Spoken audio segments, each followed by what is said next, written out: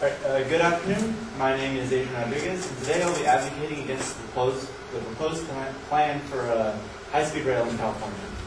And so what that is actually a project that's proposed. It's supposed to be a high-speed rail that comes from LA to San Francisco and actually extends to Sacramento and down to San Diego. The proposed railway is intended to become a commuter train and ultimately a moneymaker for Californians, as it will provide more jobs and a stronger public transport for California, especially the Los Angeles area. For clarification, I would first like to state a definition for environment. As per the Merriam-Webster Dictionary, an environment is the circumstances, objects, or conditions by which one is surrounded. This means everything, not just the carbon dioxide emissions or you're killing animals or something. It means other humans around you, land, farmland, anything around you is your environment. With that being said, my proposition is that we should stop all current spending and planning for the California High-Speed Rail project.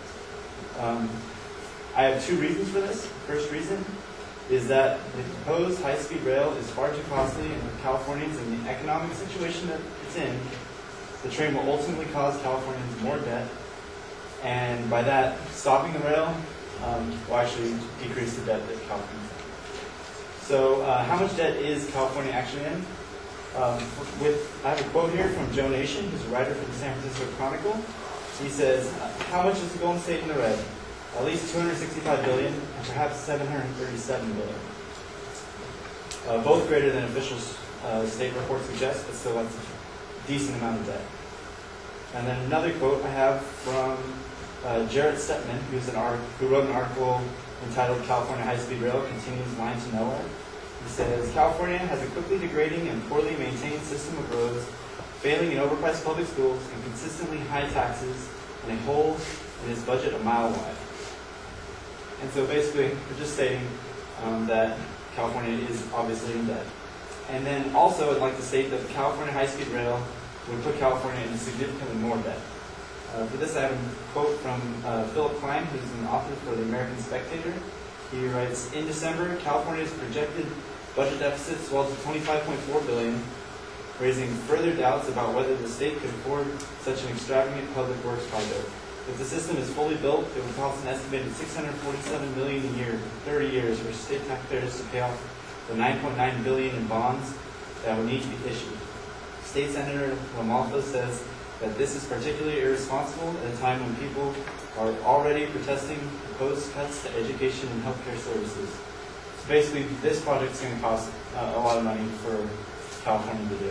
Another quote I have that talks about the high-speed rail and the significant amount of debt it will put in says, "The general plan is to build a system of from 700 to 800 miles with an initial state general obligation bond of $9 billion and a similar amount in grant funding from the federal government.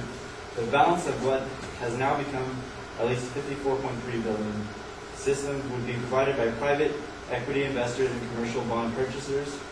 As is noted below, the system has already encountered substantial capital cost increases, and this due diligence report projects the final cost of the system is likely to be between $65.2 billion and $81.4 billion. So that's how much we would have to actually pay for this thing. Obviously, with it costing this much,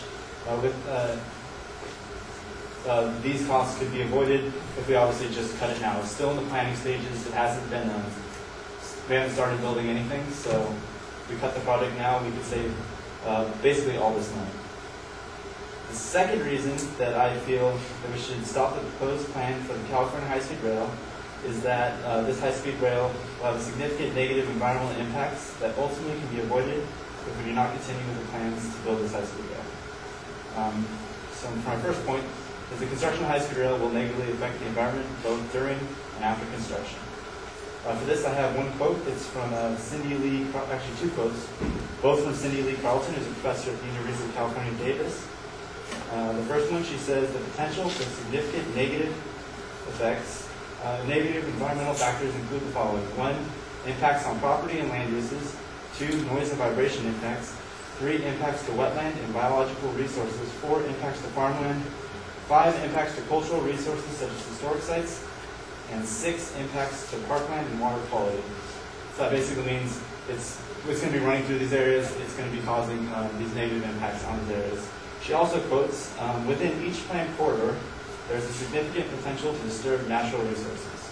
So also it's going to be running through places where we get natural resources. And with that being said, basically reasoning would say, if we're not going to run this high-speed rail through there, then there won't be the negative impact to the environment. With that being said, I think that's all for